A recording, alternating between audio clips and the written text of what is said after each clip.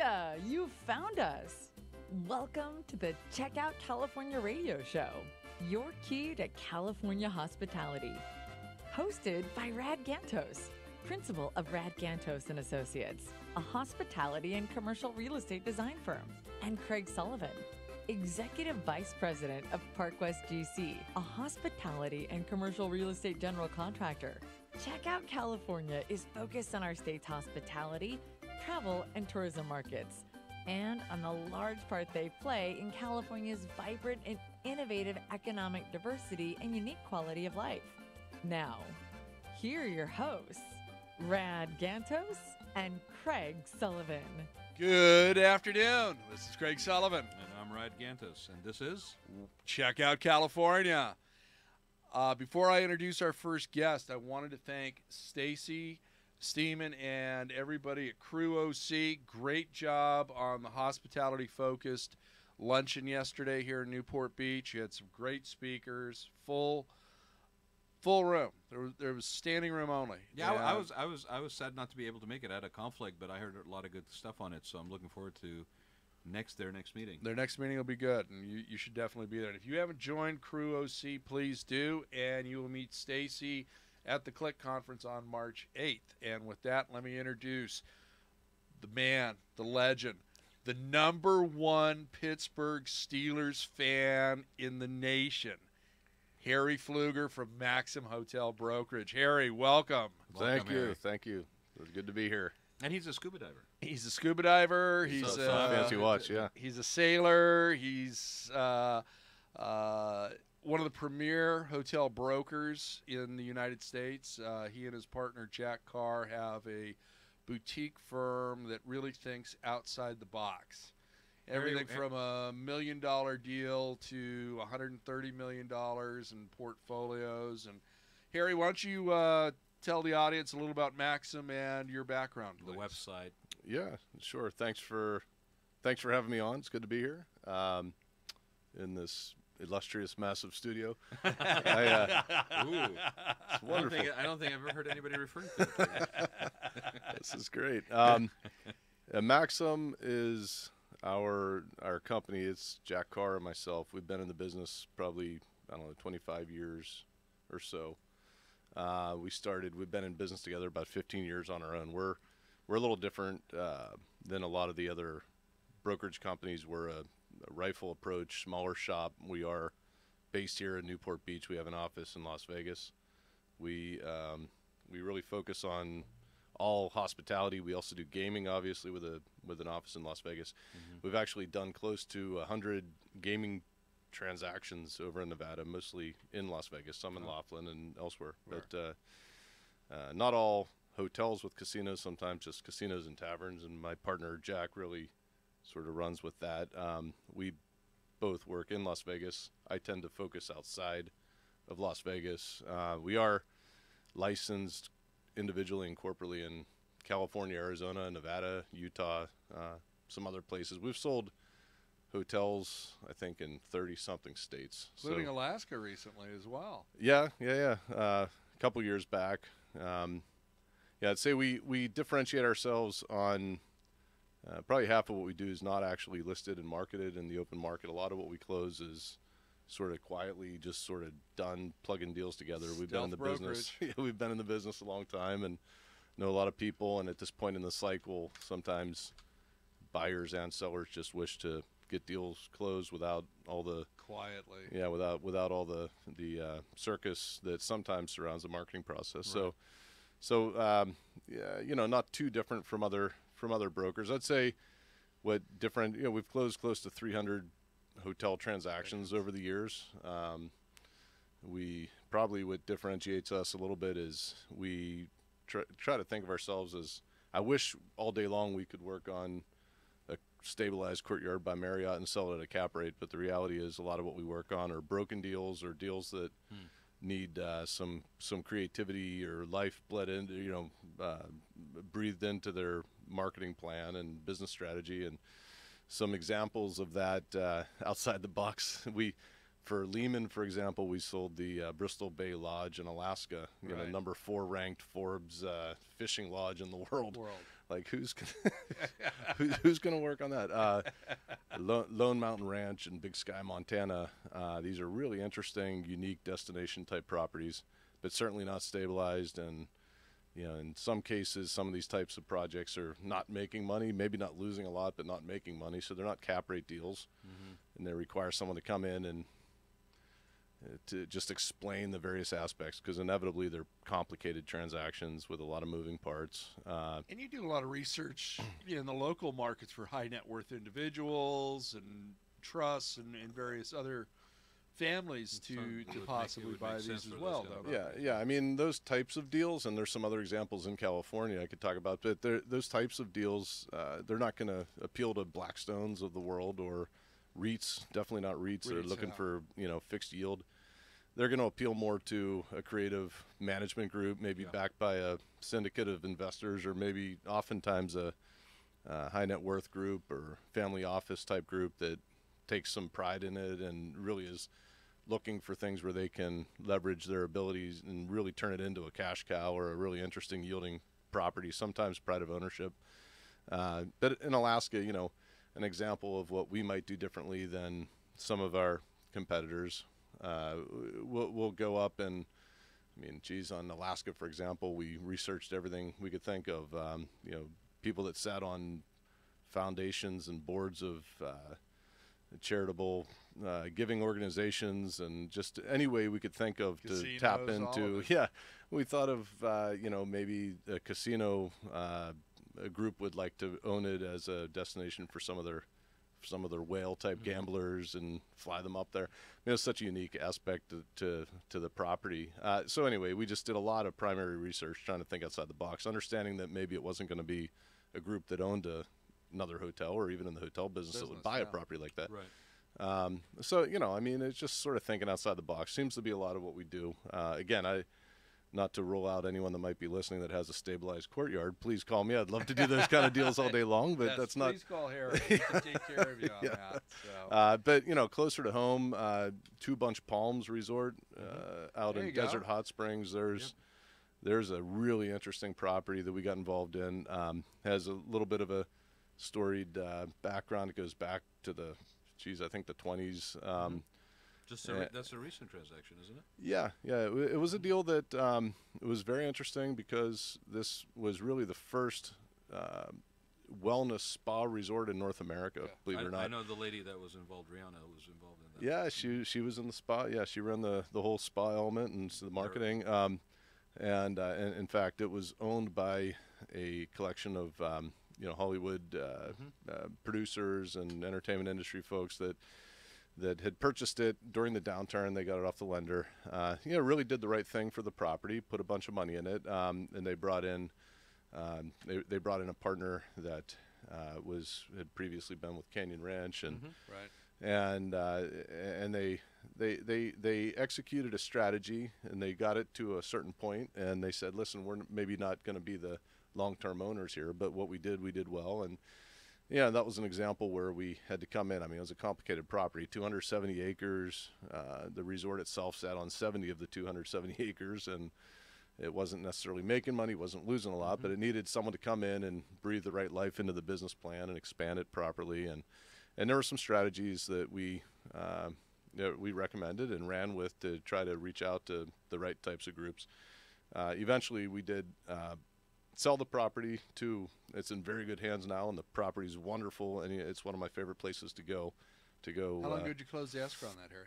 How long ago? Yeah. Well, it's been, maybe a year and a half now, maybe 2 years. So, and then we actually structured the deal to close on the resort first, and then they closed on the surrounding couple hundred acres late last year. Okay. But look, they put there's another Hollywood group that ended up purchasing it, put a lot of money into the grotto. If you've never been there, it's just I sound like a commercial for Two Bunch Palms. I'm not selling it anymore, but it's but awesome. You might be. But look, it's one of my favorite places to go. Very unique destination. Yeah, very unique destination, and they're the first carbon neutral resort in North America too. Really? So anyway, it's just there's another example, and then I've sold probably 13 or 14 hotels and resort properties out in the desert, Did you Palm have Springs anything to area. do with their new location that they're working on, Harry?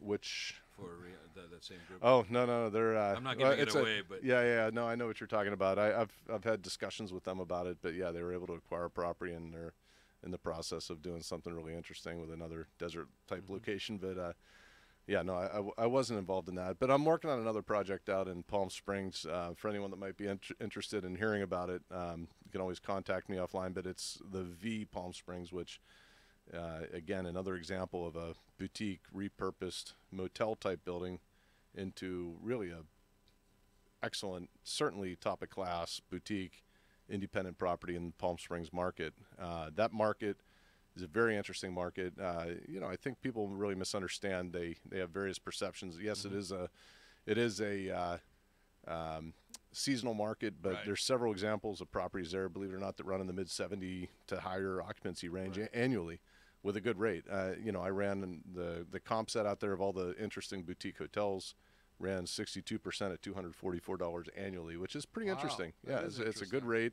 Very good rate. So the V, another story where a group got in, spent a bunch of money, made the property just fantastic, and they're not in the hospitality business. They're not long-term owners. So the idea is to turn it into and present it to the market and as a renovated, ready to go, hit the ground running boutique property into a very strong market. And here you go. Well, and Palm Springs has changed. The nature of it being just sort of a weekend destination kind of thing. It's a lot more long term. It's not just older retirees. It's a really interesting mix, and with that whole mid-century modern week that they've got, it's got a lot more going for it than even just in the last 5 years. That I could totally see that. Yeah, no, absolutely. I mean, for anyone that's not been out there, the entire block that was formerly known as Desert Fashion Plaza is now called the Downtown Revitalization Project, and it's a completely took an entire city block and carved it up. There's some controversy tied to it as well, I guess, but now it's the home for a new Kimpton called the Rowan, which came out of the ground screaming. I think in December they're running really good numbers, and there's a Virgin that's scheduled to come in. There's the Andaz was stalled out, but that's back from what I understand under construction and moving. They carved some roads through right off of Palm Canyon into to cut back where the art museum is. It just ties that whole area into more of a mixed use retail, hotel, office type setting, and so that's one really exciting area there. But the for that market, they just broke records. They had their best year with airplane traffic. The convention center had its best year ever. So I believe in that market out there. I think it's exciting, and you're right. It's not for old folks anymore. No, if anything, totally it's for and they got the music festivals, which is outrageous. We were just talking about that on the way over here. So, yeah, and there's a lot more, by the way, more music festivals that are planned to go in. Is really going to help with some of the seasonality as well. So, it's just an interesting place to do business. We tend to work out there, but there's a couple examples of some outside the box type deals that we have worked on. Yeah. And we always anybody who hasn't been up there, not to use the name of the show, but go check out California. I mean, it is definitely changed, and it's definitely worth the time to go out there and check it out. It's definitely not. I moved to California in '85. Palm Springs is not what it was. It is a totally different experience now. Yeah, totally different experience for sure. Yeah. So Harry, let's talk about brands for a minute. We were having a little bit of a discussion about that at lunch. Now, do we have too many? I mean, is everybody trying to be hip, chic, and cool, and do a soft brand, and really it's keep dividing Marriott to smaller and smaller and smaller?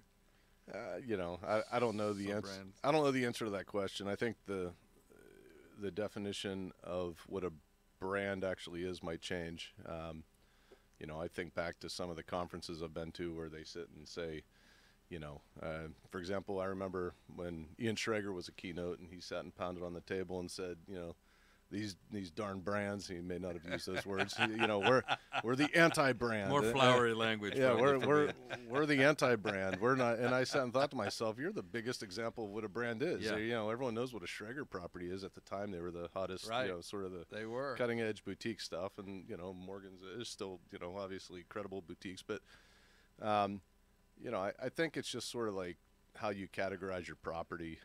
Brands at one time, people dialed an 800 number and they didn't have the internet to book, and that was how everyone made their reservations. Right. Well, now, I mean, geez, the OTAs and all the different ways you can book your rooms and expose your properties online and everything else.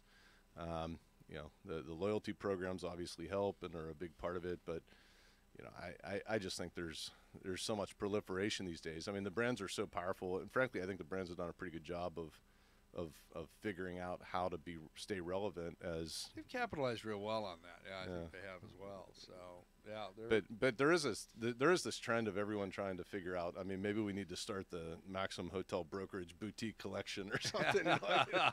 With as small as we are, I'm not sure how we could do it. But look, that just means you're exclusive. That's all. Well, yeah, it's the same. I want to know who's checking you in or the bags. Is it you or Jack? The brands all tend to segment themselves and create a certain brand now for the millennials and the boutiques and for people that think lifestyle, whatever that means.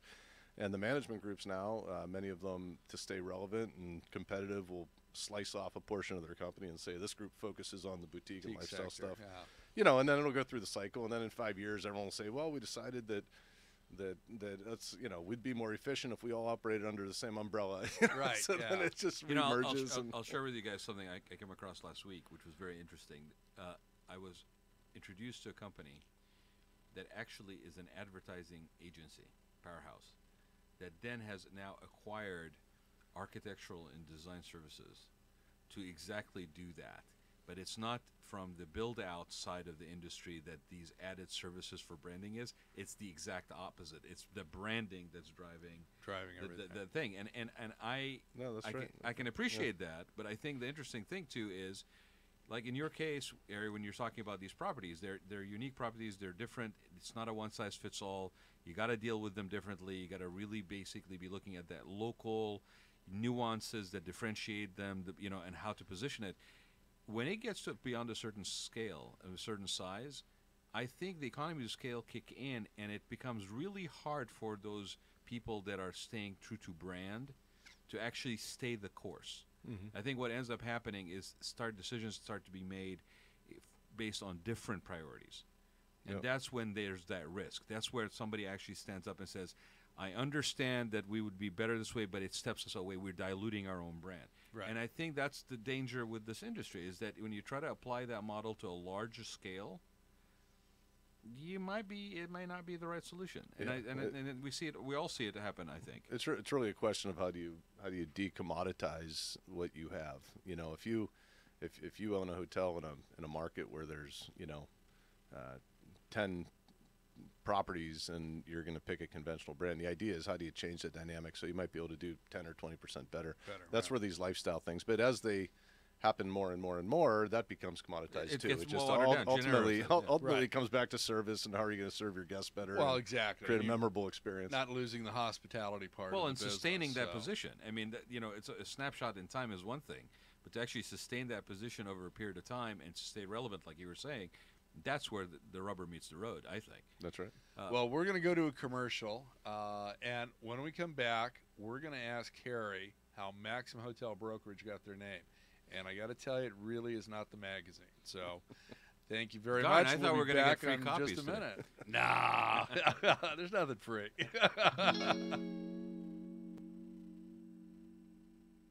From Eureka to San Diego and Malibu to Bakersfield, the California Lodging Investment Conference, CLIC, is one of a kind, focusing exclusively on our Golden States hotel market. CLIC was launched in 2016 by Craig Sullivan, a seasoned hospitality industry professional, to harness the knowledge of our industry leaders, support our community, and educate emerging talent. CLIC brings together lodging professionals from California and beyond for one day of learning, professional development, and networking. If you are an owner, operator, investor, broker, developer, lender, management company, brand, or professional services provider, you should plan on attending CLIC 2 on March 8, 2018 at the Hilton Irvine, Orange County Airport. We invite you to go check out the California Lodging Investment Conference website at cliconference.com for the latest details and sponsorship opportunities. Early registration now open, and as a listener of the Checkout California radio show, please make sure to use our exclusive discount code of CheckoutCA when registering for this one-of-a-kind California hospitality event that sold out in its very first year. We are back. Thank you very much. So We're visiting with Harry Pflueger. And Harry and I and Craig are all open to any invitations from anybody who's a motique. It's a boutique motel in the desert that would like for us to do a live broadcast. There you go. We'll come down. Yeah. So all in separate cars, so we'll have to take over the entire parking lot with the crew. So, Paul, you're coming too? Oh yeah. I actually inherited a home out in the desert a few years ago. That's it. We'll just go stay there. And we can all stay at my house. And I am stunned at how Palm Springs has evolved in the last 5 years. These funky old travel lodges that are now the hippest of the hip, with great food, fun atmosphere, all the cool restaurants around Palm Springs. I don't think people realize how much Palm Springs has changed just in the last couple of years. And you may not build them that way if you build them new. That's what makes it real interesting. Right. Yeah. Right. That's part of the fun. So you've not just got the giant resorts, the Indian Wells kind of things, but you've got these little fun hip places. Harry, I'm listening to you, and you were talking about the properties that you guys basically focus on, and it's interesting because a lot of properties that are of that nature, like what Paul just described, and we're talking about Palm Springs here, but closer to the coast. Sure. There are properties that are of that nature that you will never get a larger property approved by coastal or any of that stuff. So, sure. those are desirable destinations that those properties are in. Laguna Beach Motor Inn we just sold to Makar. Makar Properties, the group that purchased the group that originally built what was the St. Regis Monarch Beach Resort now. And Pacific they City own, too. Pacific City. Yeah, Pacific City. They were involved in that. They had the Hilton out in Anaheim. They're a very experienced group. But is it Paul who's there? Yeah, now? Paul. Yeah. And the Laguna Beach Motor Inn was an example of a family-owned property for the past several years, and they were able to step in and restructure a deal where they took over the property. I guess it's been a year or so, and they're well underway now with plans to completely renovate that property and take it to world-class destination, small property in Laguna Beach, close to the water. Can I just ask a question? I usually just engineer the show here, but I have to ask. That's not true. Well, I tried. Having never been to one of these motiques, what makes it so cool to take a travel lodge and turn it? Is it the scale? Is it something they do inside? What is it? Just the architecture that you can't get this anymore? You kind of answered your own question earlier. Yeah. When you listed off all the stuff about Palm Springs that you're basically... I guess, all right. It's all of the above. It's the location, it's the architecture, it's breathing new life into an old, there's a nostalgic building. factor. Well, some of the properties, for example... Some of them should go away. But some of them. The Movie Colony Hotel, there's an example out in Palm Springs. There's stories about Jim Morrison jumping off the rooftops into the pool, and they got, old nostalgic pictures. A lot in particular. So I hate to sit and chime on Palm Springs so much. It's an interesting topic though. All the movie studios had written in their contracts a certain distance the stars were allowed to go. Right. Back before we had the type of infrastructure and communication we had. And so a lot of them, as far as they could go, is out to the desert. And so that's why they went out there and made a lot of interesting places and created a lot of history out there. And people and owners to this day, sort of. Well, Newport was that too back in the day. Yeah. He had Bogart. He had his boat Bill down Holden here. House or the Sinatra House. Disney and on and on. I mean, you had Errol Flynn's boat down here as well. And, Flynn and Bogart didn't like each other, and they usually had some sort of issue. Right, it's kind same of weekends they were in Newport. So some of the stuff that's in Orange County that is local lure, if you will. Yeah. No, California is very interesting that way, I think. And that's what draws a lot of attention and focus, even an international focus. Another area we've been really drilled into and focused on is some of this direct foreign investment and offshore investment coming from China. Right. And again, we're a little bit uniquely positioned where we'll work with a lot of these sources of capital to identify off-market deals or maybe sometimes even listed deals that are out there if it fits the right criteria, and we'll work on the buy-side representation. But these sources of capital, typically, we did actually in 2013, we did, to my knowledge, the first direct foreign investment type deal where they actually controlled the investment. They ran the thing. They were going to buy it, act as their own owner, their own sponsorship, get their own financing together, manage and negotiate their own management contracts, their own franchise agreements. Up till that time, most of the transactions with foreign sources of capital were negotiated and run by a U.S.-based Caucasian-run group that they would get the Chinese money they'd get the Chinese partners put up all the money, and they'd take 20% or more of the deal. And in 2013, we sold the Sheraton Gateway LAX to Shenzhen Group, large Shenzhen developer, and they did it all themselves. It was great. They came in, they said, we're gonna buy this thing. We're gonna negotiate all our own agreements. We'll figure this out. Now they had good consultants and people around them to make sure, try to prevent mistakes. And is this part of the so-called EB5 program here? No, that one was not. That was not. I mean, EB5's certainly got a lot of stuff done and going. The millionaire visa, you bring in so much money and create so many jobs, and you get a visa. That's a different bucket of money and a different source of capital, and a lot of that's getting done. Mostly that's new development or, bringing back to life a shutdown property where they can prove that they created jobs to support and justify the EB5 investors. And this was totally different than that, Paul. And but the point I was making is this new money that's coming in. They've been so focused on LA proper, and that's begun to spread out a little bit. Where you see some investment down in Orange County, obviously Anaheim, Garden Grove area, resort area has gotten quite a bit of Chinese and foreign investment. Some out in the desert, some out in the desert, but we'll see. I mean, I think it's going to move with all the golf and the entertainment and the shopping and the casinos. The brand equity in Palm Springs. I think that's going to be at some point. And do you see more of those kind of transactions where they're basically going to do it all themselves versus, or is that just a unique situation? Well, now you see it both ways. But a lot of the groups I've been working with, certainly they have done it themselves and have been successful. And now, granted, we're at a good, benefited from an upward cycle since, whatever, 11 or 12 or whatever you figure it hit the bottom. But I mean, the Chinese government mid last year really sort of clamped down on what they consider to be worthwhile direct foreign investment. And, hotels aren't necessarily a priority for them at the moment. But, the pendulum swings and things change. So, Harry, let's explain to our audience how you and Jack came up with the name of Maxim. Now, I've known this story for 20-plus years at this point, because I knew you guys when you were at another firm that morphed into a larger firm, and you guys decided to go out on your own. But why don't you give us... that was back when we worried about what Y2K effect was going to be on our computers. Exactly. Yeah, I mean, at the time, a bit of an interesting story, I guess. For those of you who know Vegas or remember Vegas, there was the Maxim Casino, which was, if my memory serves me, 795-room property right on. It does. It on Flamingo. At the time, it was just an really interesting property with an interesting history. And this is in probably '98, I think. We were contacted because it was in some sort of process of a foreclosure or deed in lieu.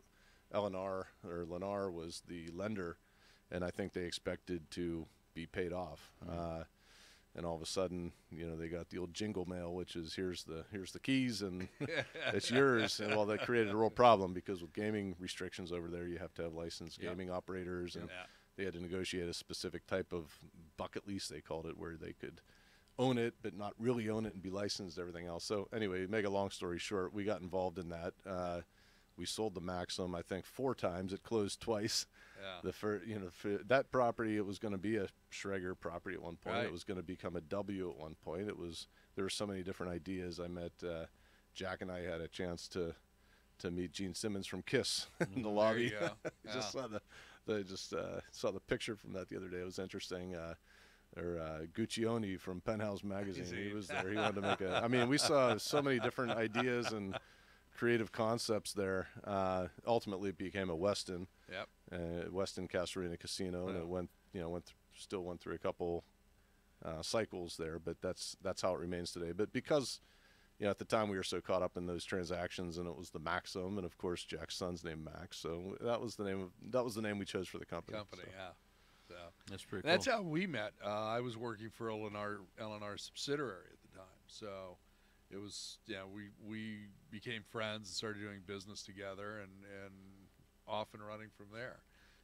We all got the same group of friends and everything else. So it's an interesting story about Star. It's in our DNA. So. There's an interesting story about Star Power on that. When Gene Simmons, I think our client was the head of all the corporate attorneys that was representing the ultimate owner at the time, and he was very difficult to get on the phone. And when you got him, he was very smart guy, quick to the point, etc. And we had planned this meeting with Gene Simmons, and Gene Simmons came, and we all sat around the table, and he says, "I want to talk to the owner." And we're like, "Well, you can't really do that." And he took his phone, set it down, pushed it across the table, said, "Call him." And we said, "Well, come on, we're not, So we called the guy. Sure enough, hold on, let me see if I can get him. We're waiting, and they came. He got on the phone, and they spoke for about 20 minutes. And we found out later that the guy was in a big meeting with a lot of people in a shut-down boardroom, but they all knew Gene Simmons was touring the hotel. And when he called, oh man, he put the whole meeting on hold, got up out of there, walked over. And so it's just celebrity interest and power is interesting, particularly in a place like Las Vegas. And you had another one you guys sold. It was the San Remo? Yeah, the San Remo became a Hooters. Yeah. Another interesting deal. Maybe it didn't pan out exactly the way they had wanted to. I'm not sure. I think it's trading again, or has traded again. But that was another interesting property. It was foreign owned at the time, and look, a lot of the big properties over in Las Vegas are publicly traded companies, and they're on the Strip, and we don't do that kind of stuff. But a lot of the off Strip type properties, a lot of them need to be repositioned, refashioned. A lot of that stuff. We're hopefully closing on a select serve. We've sold several select service deals over in Las Vegas and the Valley over the past several years. Good for you. So, and anyone that wants us, maxim-hb.com. There's our website. There you go. Give a self plug. Absolutely. So what do you find most people come to you for? Most people come to us to find. Well, first of all, if they have a hotel that they would like to sell, they need to sell. Maybe they think they're at a time when they can. There's some trigger typically on the sell side, and they want to talk to someone that's going to really get inside their deal. We're not order takers. We're going to really get in there. We're not a high volume shop, but what we take on, we really get inside the deal and figure out how to make it happen, how to harvest it. So that I'd say is one of the primary reasons people contact us. And then of course, people interested in investing into the business will contact us to figure out what we're working on or what we might have access to that might appeal to them. So, it could range from, Blackstones of the world all the way down to an individual owner, or operator, and everything in between. There you go. Now, you've also got some unique sources of capital out there. Because, again, as you mentioned, some of your deals are outside the box, and it's not going to be your typical, Wells Fargo loan or community bank. You may have to go some private equity to have placed, and a few other things. Would you talk about that a little bit, and some of the battles you've had to go through to get some of these deals closed? Let me also add this, Harry. When you're talking about that, how has that changed? Like, you've been doing this for 20 years. Has it changed? Has it still been the same? Are we currently going through sort of a different approach as far as sources? Oh, we got a phone call? And I guess we'll this hold is that a question day until to we get a remember. call. We had Mike Levin, who's running for Congress here in Orange County, and the phones were ringing. Now you're getting the phones to ring again here today. Join this caller. He's been listening to the show, and he wanted to politely know if we would accept phone calls. I said always. So yeah. Well, it depends who. Identify yourself. Yeah, I have a feeling this needs to be screened. But. All right. Identify yourself and ask your question for Mr. Pflueger here. Mr. Pflueger, this is Ed Pinksley. Me and the wife live out in Needles. Welcome to the show, Mr. Pinksley. Thank you. We're planning a trip to Palm Springs, and heard you talking about was it the Z Hotel? Yes, it was the Z Hotel. Just go on there, zhotel.com, and you'll find it. Well, we were wondering, since you're representing the owner and we've never been there before, is there any way you can get us a free room or at least a deep discount of some sort? He's on deeply the room there? connected. Absolutely. I'll tell you what I could do. If you have the money and you want to buy it, I could certainly put together a deal for you. A whole hotel's No, yours. we just retired. My wife, the wife was a teacher out here in Needles, and I worked at the post office, and we don't have that kind of money. But if there's anything you could do, Should have worked longer. You're retired. What's that? Is that a Kentucky accent? How do I? You sound familiar to me. You can laugh now, but I'm 74, so I don't have much more work left. You never know. You never know. Those old bones tired.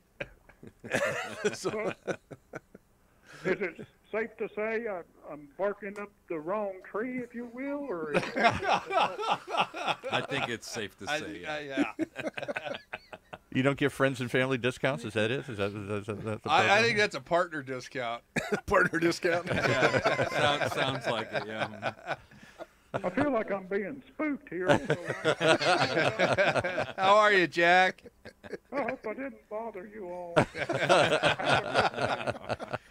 I'd like to welcome to the show Jack Carr, Harry's he hung business partner. He hung up. Yeah. That high voice, that didn't sound too much like a Kentucky accent there. So your partner lives in Needles. I didn't know that. Okay. Anyone interested in he's casinos, there's my retired. illustrious partner. He can guide you into the right casino deal. Yeah, he retired. He had to sell that place in Newport Beach. Him and his wife had to move out to Needles. But I think he's onto something. I do get calls now and then, being called MAXIM Hotel Brokerage, people trying to book a room. And of course I do respond with yes, with a confirmation number and everything. We'll send you that email in just a moment with that reservation number. Look for your inbox. Check your spam. Yeah. Well, he asked the question I was going to ask you afterwards. I was going to try and hit you up for a discount for a room because I'm always trying to go out What do there. you need one for? You got a place. got a You got a place. house You got a out place, there. yeah. Yeah, You're going to sell it on Airbnb. Well, since you Jack, brought call- up talk to Airbnb, Jack. let's talk about that for a second, Harry. Well, he's got a question on the table. Didn't you ask him a question before? Well, yeah, but I thought we were moving on. we throw since that one off. Okay, we're throwing Jack. that question away.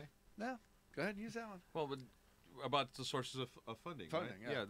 yeah. Yeah, look, sources of funding, I mean, every deal's different, obviously, and it depends on the type of deal. I mean, it seems like you asked how it changed over time. Yeah. It seems like back in the late 90s and early 2000s, there was so much work, so much talk about syndicates. Right. Everyone putting together syndicates. You just have to be nimble and move on and understand the different, you always have to be sort of curious as to learning about new sources of funding and everything else. I mean, the EB5 thing's a recent Right. example. We had Right. we had condo hotels. Remember that? Yeah. I guess they still do them, but I mean, that was for a while, everything under the sun was being funded via condo hotel. It was that hotel enhanced mixed use development. Yeah. Yeah, and look, all the various institutional sources, even some of those institutional sources came up with ideas and ways to fund things that have changed. But look, the bottom line is there's always some pot of capital that's always looking for some return, and what shape it looks like changes over time, and what the return requirements are. It's just a matter for us. We need to understand typically what kind of return requirements people are looking for and how they're underwriting deals. Right. It doesn't help us to go to someone that owns a hotel that wants to sell it and go tell them their hotel's worth $20 million based on ideas from 2 years ago. If it's really worth 18, it's just a bunch of wheels spinning. If there's one thing, you asked why people contact us. I think on the buy side, if we call a buyer with an idea and a deal or a listed deal, generally they're going to spend time on it. They're going to say this, all right, well, these guys You can fleshed it out, deliver you- it. They fleshed it out. It's going to sell. Right. Let's take a look, yeah. the deal Yeah. may not be for me, but it may be 10% higher than I wanted to pay, but probably someone is going to do it.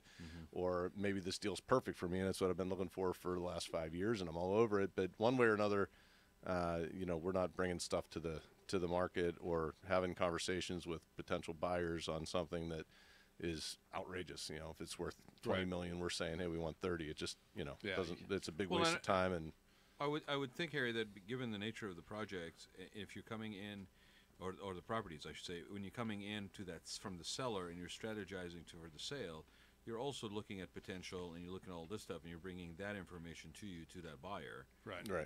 Yeah. So that's sort of the customized, hands-on, not one-size-fits-all that you guys provide. Well, right. I mean, I've always sort of described what we do. We're a little bit of the lubrication in a deal, right? I mean, you have to This figure show out. just gets better and better by the minute. That's a topic for a different show. This show is brought to you by lubricant.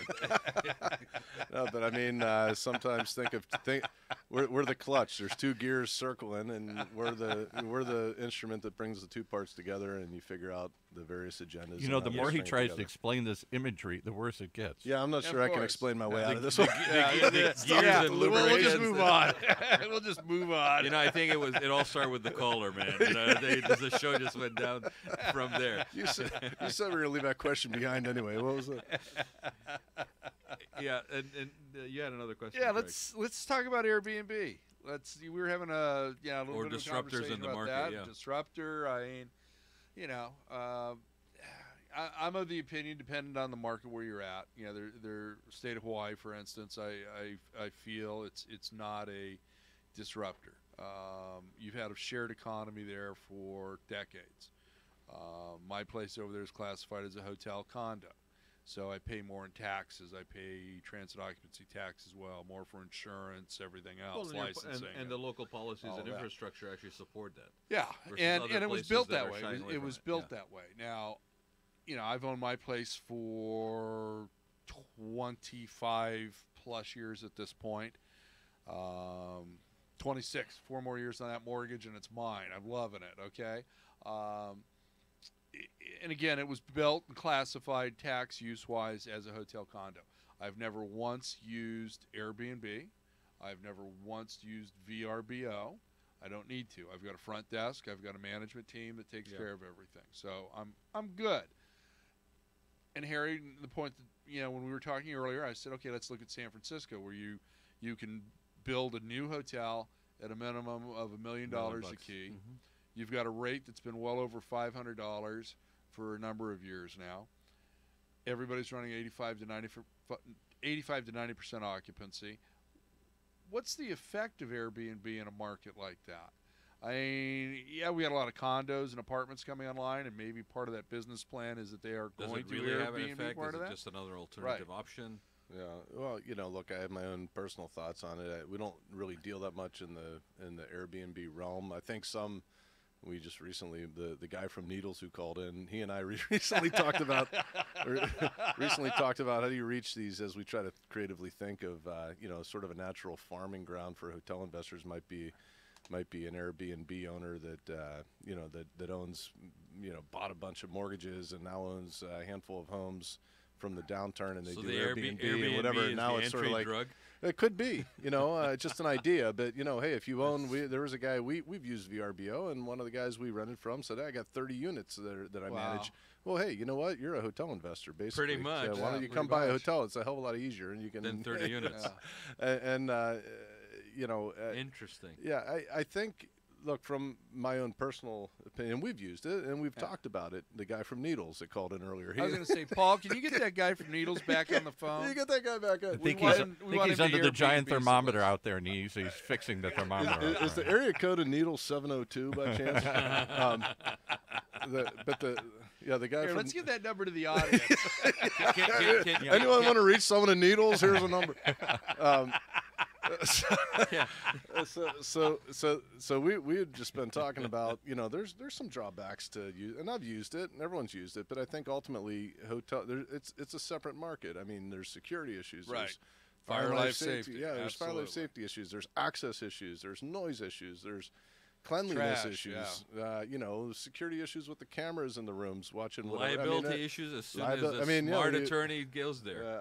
There's just plenty of issues, and it works, and it's a good deal for the right audience. But ultimately, as we talked about, figuring out how to differentiate and decommoditize your property. I mean, if you create a place people want to be, I mean, that's all. You're not looking for just a place to sleep. I mean, in some cases they are, and that works No, fine. it's experiential, right? But this whole this movement, experiential, getting to a place and experiencing your stay rather than just sleeping overnight Right. while you're doing other things. You know what's fascinating, Harry? I think it was a few months ago, 3-4 months ago. We went to Austin for a wedding, and my wife arranged everything, and we ended up in a place, and it was fascinating because you know those 30 units that you're talking about. Well, pretty much these people, I don't know how many units they had, but they had a brand. They had standards. Sure. They had things down to signage and informational components that were placed on the vanity area. I mean, it literally was a systemized, God knows how many units, in a condo or apartment complex that happened to be urban central, and I'm looking at it, and it had everything from like local musicians LPs. Somebody went down to Local the Urban music scene, Outfitters, of course. got a Playing little the LP local player. culture. To enhance the local culture. So I never put the two things together. You're right. That's an investor basically is in the hotel It's industry. Right. basically, That's they're a 30-room hotelier. they're 30-room hotels scattered among 30 different properties, but it's the standards. But I've had experiences where Good or bad. unfortunately, it's not that type of an owner that cares that much, and Yeah. you have one key, and you have to be quiet, and you have to tiptoe through the the back yeah. door The to go place you through. stayed in L.A. with Jack. No, there's a guy from Needles. It was The guy in from Needles. Yeah, it was in Yeah. Needles. Yeah. But another interesting factor Well, on Airbnb, I think, everyone. The reality is there's a large number of people who stayed in Airbnb or VRBO, whatever the sharing economy, whatever site it is, whatever booking mechanism, thousands and thousands and thousands of rooms being booked through that otherwise, I mean, maybe they induced some of that demand, but otherwise that those guests would have been accommodated in the hotel industry. Now, what's the impact of that? I mean, obviously the numbers continue going up in California. This is, check out California. Other markets, maybe some numbers have been softening and going down, new supply issues in different parts of the country or whatever. But, the numbers have remained healthy in California, and it just makes you wonder, maybe all this sharing economy everyone's been so scared about has actually helped maybe mitigate this cyclical effects and Some of the development cycle. maybe slow it down. and, Imagine if you dumped all that demand on the existing supply, the numbers would be through the roof, and then we'd have a huge new, even more than we have now, new supply coming in, and Good point. more justification, very another good crash. point. Maybe it's just sort of moderated the cycle a little bit. Extended it out. Paul's got another question. Somebody, here's another one you can. Another call? Another call. That's Another from Needles. Needles again? This may be We're big in Needles. Maybe this is for the guy from Needles. Somebody wants to know about, this is all about hotel demand. Is this Twitter? Tourism, yeah. Somebody wants to know about marijuana tourism, particularly among I was out in the desert, and they were talking about the growth of these dead towns like Blythe and other towns right across the river that they're saying Hidden destinations. they're going to build. Mike Tyson supposedly going to build a big resort right across the river in one of these places to draw people over from Arizona. Well, I think we need to get through Leghorn Foghorn, our Attorney General, Well, yeah. and see what's going to happen with that first. You still got to have banking and everything else. I Yeah, don't know if you're getting calls about that. We've got calls to set up, manufacturing facilities and build those out, and they're water intensive, they're electricity intensive, they're security intensive. There's a lot of things. Yeah. Okay, I don't know if I want one of those across the street from my house or if I want a rehab. And yet, okay, and yet it's an interesting time for California because the money is very serious yeah. numbers, and there is somewhat of an infrastructure in the Central Valley that's going on. Anywhere you've got For agriculture. sure. Well, you'll have that. here's what we spoke about earlier, Desert Hot Springs. They pride themselves as being a hotbed now they have a whole portion of the city that's zoned for cannabis cultivation, and it's forecast to be a big business. There's the National Association for Cannabis Businesses now. It's a self-regulating organization that teaches you how to be compliant with You're all the sounding rules like and you've done a regulations. lot of research into this for investments. No, there's actually websites that focus Focus on on bringing that, yeah. property that's affiliated or appropriate for cannabis to the market. So, look, I don't know the way things are going to go, but it will, like many other trends in the industry right now.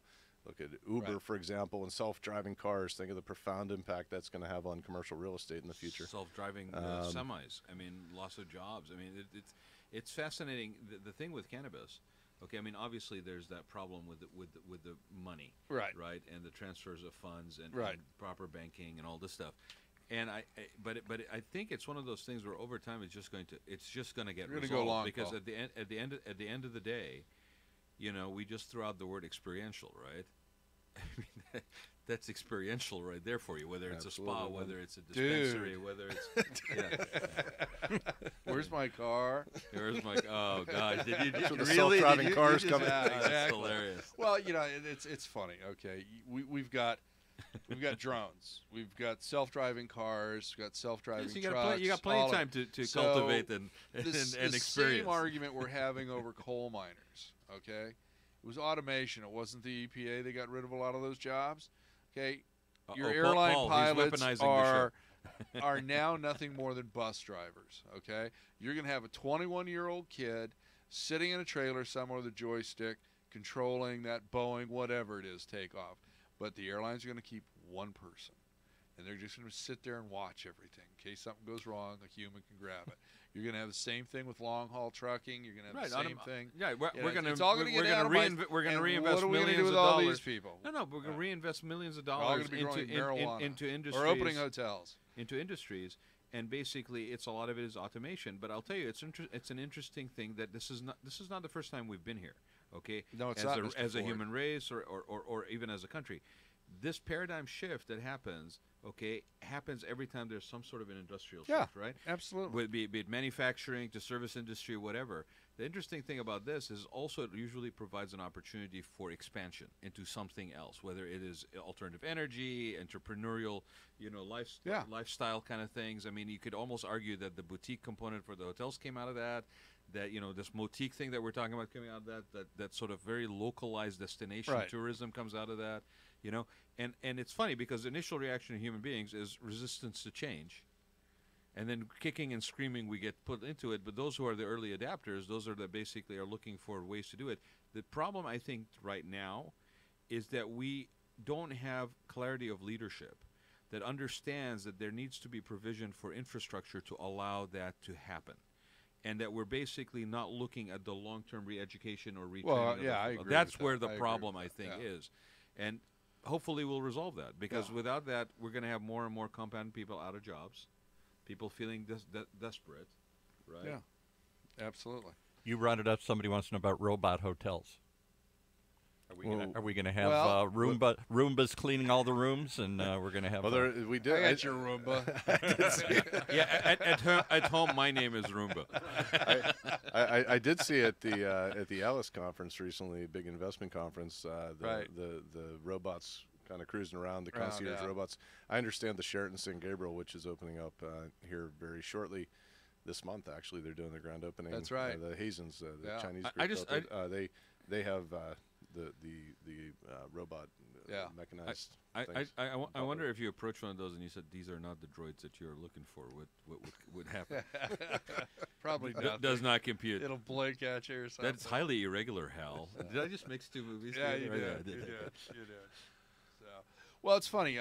Mutual friend. He's also a friend of the show, Bob Roush. He wrote that article a few months ago and took a lot of heat on that. Which you know, article is that? about robots Okay. coming into the industry, and you know it Obsolescence. and you know they've been in Japan for a number of years, and you know to mixed results at best. So are they coming? Yes. You know, do we need to be afraid of losing the hospitality component of our industry? Yeah, that's always a concern. Whether it's a 30 key motique or a 550 key urban conference hotel, you know, humans and non-humans, you know, it's I don't know. You know, you gotta- I mean, I know this is you gotta taking look at that. taking the conversation a little bit more philosophically, maybe, but it's interesting. Get the tequila. No, do we have any? No, Scotch will work too. You got Scotch.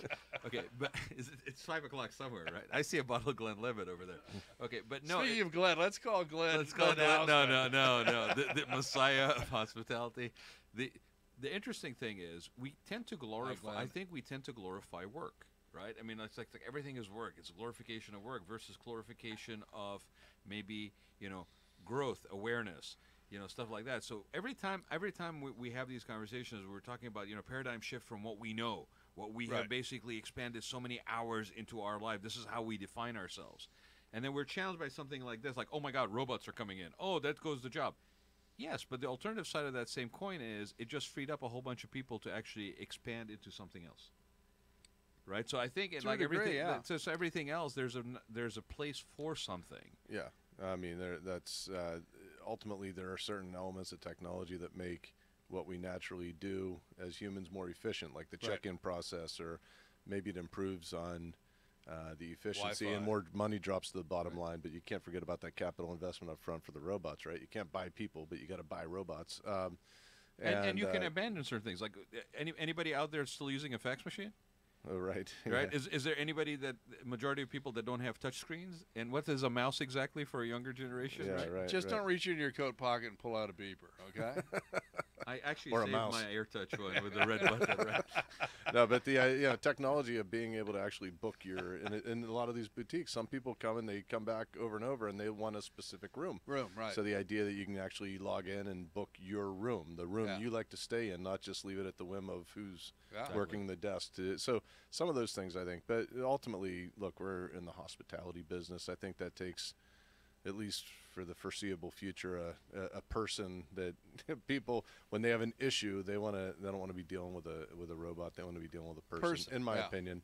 Yeah. But it doesn't mean that's not useful technology. No. I just Yeah, and that was part of the challenge with that Bronton Hotels has with the Park James. It's going to open up shortly up in Menlo Park. Yeah.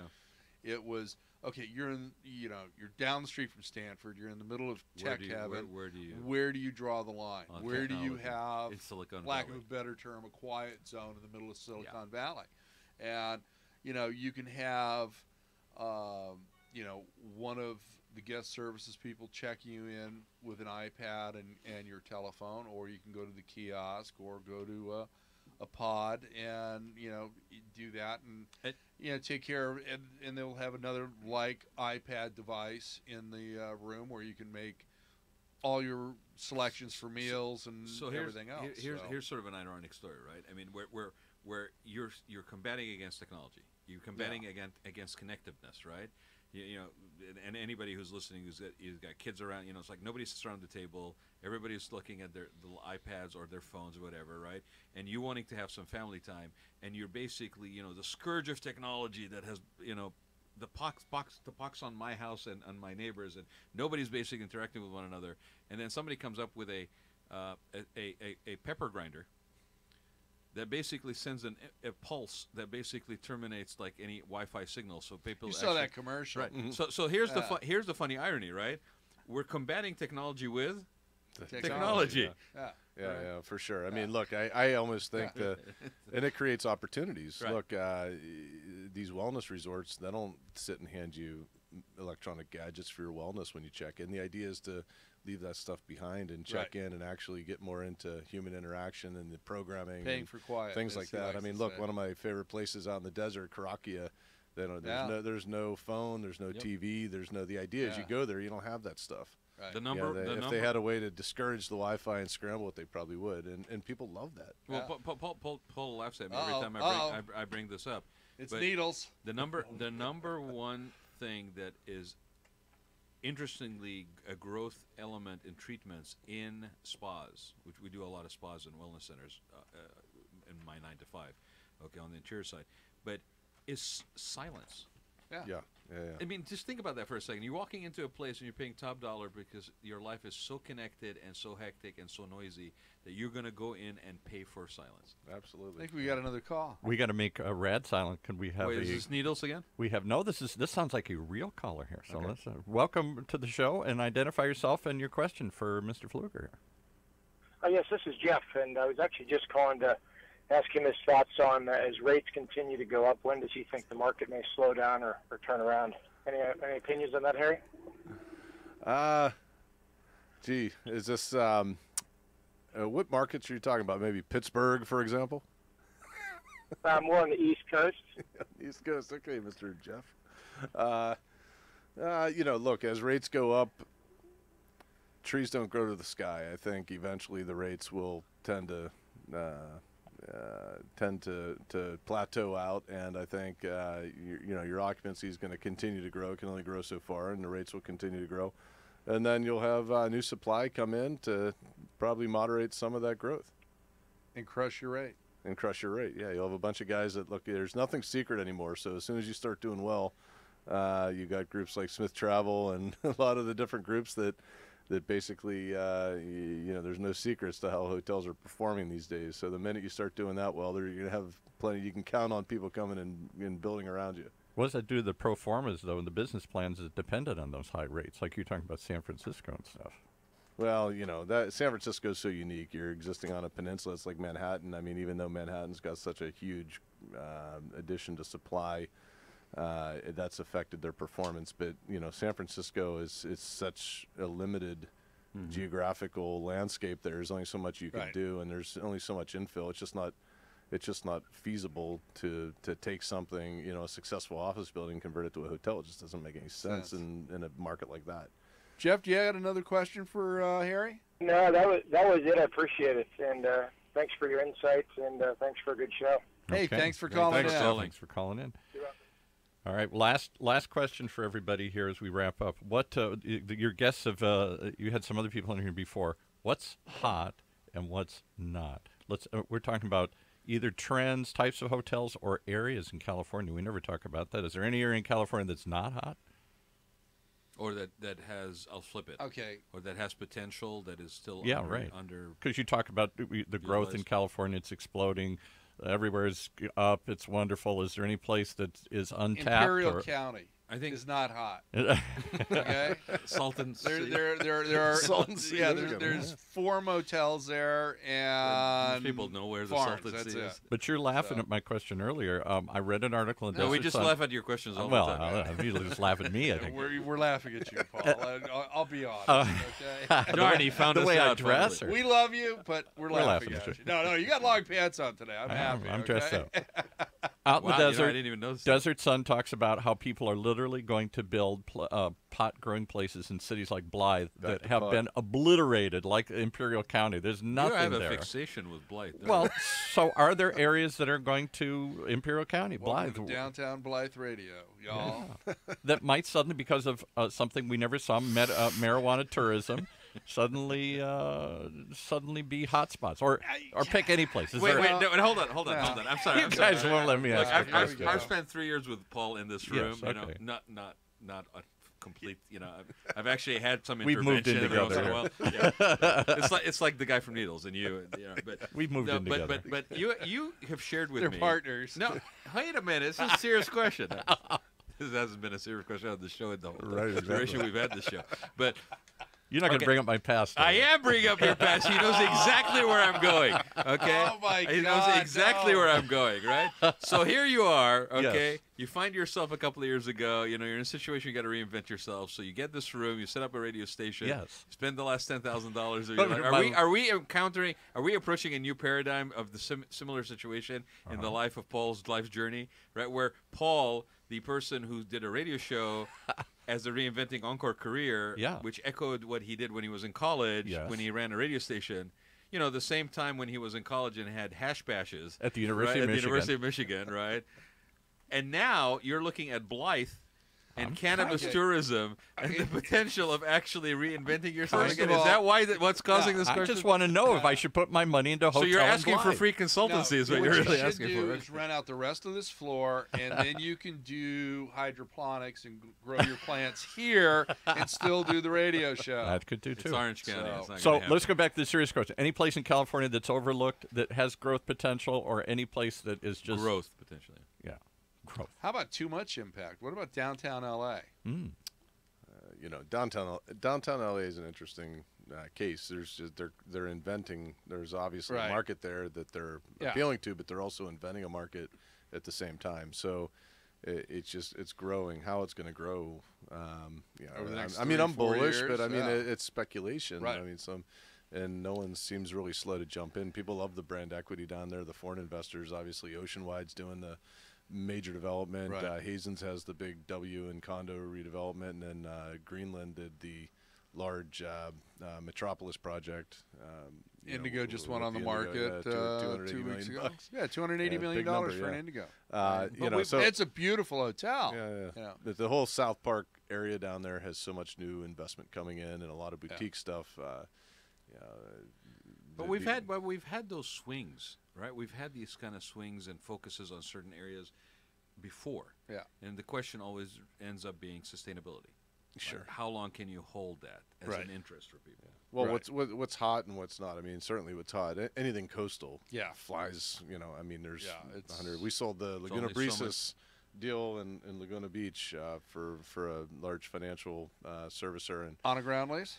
at the time, yeah. But I mean, we had It's fee title now? Yeah, there's 300 and something signed confidentiality agreements on it. It's just I'll anything. violate one of them. Come on. Anything coastal or near the water is Yeah. just extraordinary interest, extremely hot.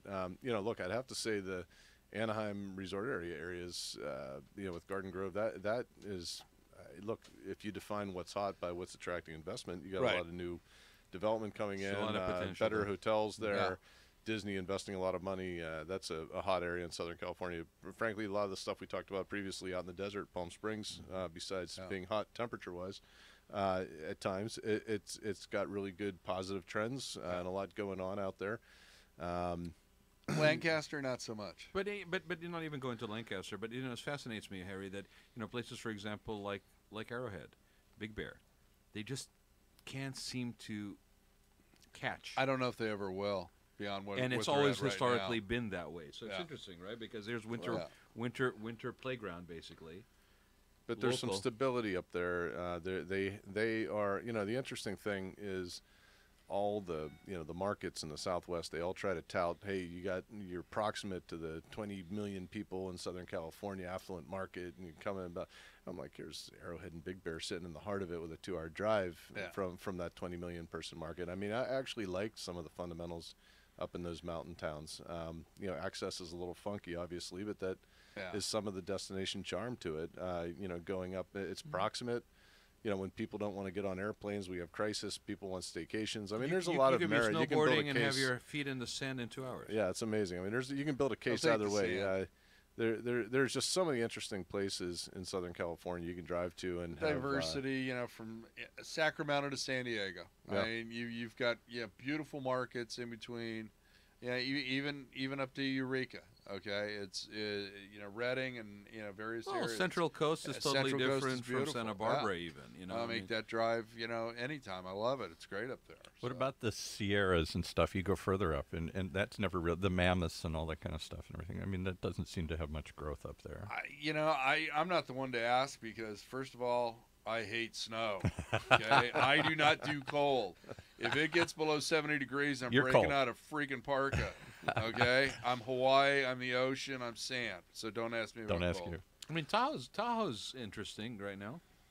Yeah, they've redeveloped some of the older properties that needed money put into them. There's been some successful ski destination resorts. Maybe they're successful sort of the second time Yeah. around, but they're getting their feet and they're going. I think with the proximity to Northern California and those markets, they can appeal and bring people over, and it's an attractive place. So, Yeah. I mean, they've had some decent investment into some projects up there. What's Vegas like right now with construction? Vegas. Besides the Raiders' new stadium, You could patch needles in. You could talk Vegas for hours if you patch. get needles back on the patch phone. needles in. No, Vegas. Vegas is back to. You look, it's Pre-meltdown. back to pre-meltdown levels in virtually every sense. Gaming maybe isn't to where it was on in certain metrics, but Right. overall visitation and bodies flowing through the city, it's very strong. It's come back. Is doing very well. How about the Maloofs? How are they doing? I don't know. They I don't haven't have really much kept of a up with stake in them, the Palms anymore. No, So. no, but Vegas tends to take on a life of its own. We've seen in markets like Vegas and Phoenix. I mean, sometimes when the overall economy seems to dip, they hang in there. They might dip later, and then when things come back and they're very strong as things are now, I mean, Vegas and Phoenix, markets like that, are still showing pretty healthy increases when other areas have tended to plateau. So 3 minutes. Okay, you got 3 minutes. I've got to go through some laundry list all right. things. Sorry, Harry. No, we're getting ready to wrap up the show. it's That's how we communicate. It's usually like that, but no. Just kidding, Paul. Good things Wow. we're not subject to the FCC. it's all the technology these days. You guys are waving and using fingers and stuff like that. This is old school radio. Paul is told not you. really even in the room. There's an Old avatar school over radio. I told you, it's like a college Hologram. radio station and MSNBC. Very much We're so. somewhere in there. between. Somewhere in between. With occasional useful information thrown in. Exactly. Harry, thank you for being on the show. It's Thanks for great. having It's me. been way too long. And please say hi to the best dentist in California, your beautiful wife, Dr. Lana. We'll have to get Needles in here another time. Road trip. Go to Needles. Go to Yeah, him. No, I'm No, not no, going Needles will come to us. out. Needles will come to us. Thank you very much for being part of the show. I'm hoping you can be part of the California Lodging Investment Conference Absolutely. on March 8th, everybody. March 8th. We're getting closer. We've got a great lineup of panels. The One day only. exhibitors, one day. So hopefully you can be there. You can register at cliconference.com, and your discount code is checkoutCA to get a show discount. Are you So- still doing the Airstreams out in the parking lot too? You were going to do a special seminar on. I think we're just going to have you with we were streamers out gonna in the we were gonna parking do lot. the glamping, glamping, right. seminar, but we've decided that we're going to take everybody surfing instead. Okay. So All right. No glamorous camping. All right. can't But- we can't take them scuba But diving. our glamorous component will be you being there, aren't you? Aren't Yeah, you planning so- to be there, Yeah, Paul? we'll be the OC live Talk broadcast. Radio will be there Come up live. and say hi. Tell us you're listening. Yeah, if you really ask him So nicely, he might before even we wear sign cargo pants off, for it. before we sign off, I want to thank Park West General Contractors, Chris Hostert, Ed LaCivita for your support. I want to thank Stacy Steeman for yesterday's event with Crew OC. Nancy Nguyen from Park West and myself both became members yesterday, so looking forward to having Stacy at the Click Conference as well. I want to thank my co-host and co-producer, Rad Gantos, for another great show. Harry, it has been way too long. Let's go do some tequila shots now. Thank All right. you. That sounds good. Thanks, Thank you. everybody. Thank you for being our guest today on Checkout California. We look forward to having you as a guest with us again in 2 weeks. Until then, you can always reach us through our Checkout California Facebook page or by emailing us at checkoutcalifornia@gmail.com. We love hearing from you. So do let us know what you think of the show and what areas of interest you'd like to see us cover in the future. Your feedback is very important to us as we continue to bring you the best hospitality our Golden State has to offer. Until next time, may all your days be filled with sunsets and palm trees. Now, go experience